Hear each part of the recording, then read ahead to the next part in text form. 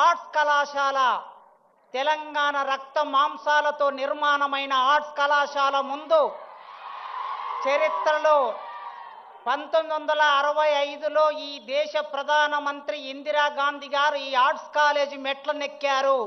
ఆ తర్వాత మొదటి ముఖ్యమంత్రి ఈ ఆర్ట్స్ కాలేజీ మెట్లెక్కారు రేవంత్ రెడ్డి గారు.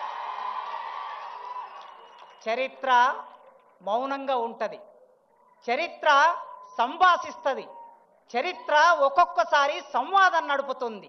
అలాంటి చరిత్రలో భాగమవుతున్న ముఖ్యమంత్రి వర్యులు ఎప్పుడో 25-30 ఏళ్ల కిందట గీతమ్మను ప్రేమించాడు, పెళ్లి చేసుకున్నాడు.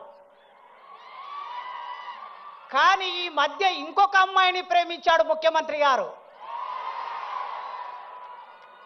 విద్య అనే పేరు కలిగిన అమ్మాయిని ప్రేమిస్తున్నాడు. విద్య, వారు ప్రతి ఉపన్యాసంలో విద్య గురించి మాట్లాడుతున్నారు. నిన్న గ్లోబల్ సమ్మిట్లో కూడా విద్య గురించి మాట్లాడారు. ఆ విద్య అనే అమ్మాయిని ప్రేమిస్తున్నారు. ఆ ప్రేమ వారి గొంతులో ప్రాణం ఉన్నంత వరకు కొనసాగించాలని ఒక టీచర్గా కోరుకుంటున్నాను. మేము ఆగస్టు నెలలో మన విశ్వవిద్యాలయ వైస్ ఛాన్సలర్ గారు కుమార్ గారు నేను కలిసి ఒక అపాయింట్మెంట్ అడిగాం.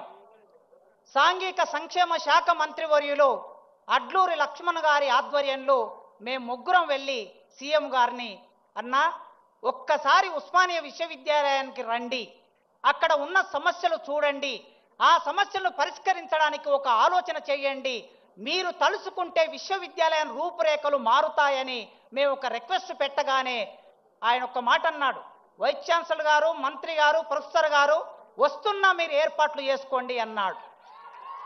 ఇచ్చిన మాట ప్రకారం మేము సభలు పెడితే మా దగ్గరికి వస్తే మేము వారికి ఓట్లు వేయించేది లేదు, మేము చందాలు ఇచ్చేది లేదు, మేము డబ్బులు ఇచ్చేది లేదు.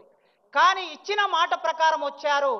ఆగస్టు 25వ తారీఖు నాడు మన ట్యాగూర్ ఆడిటోరియంలో జరిగిన అద్భుతమైన సభలో వారు మా వీసీ గారు వెనక ముందాడారు డబ్బులు అడగడానికి. అయినా వారే చొరవతో 1000 కోట్లు ఉస్మానియా విశ్వవిద్యాలయానికి ప్రకటిస్తున్నా అనే మాట ఇచ్చారు.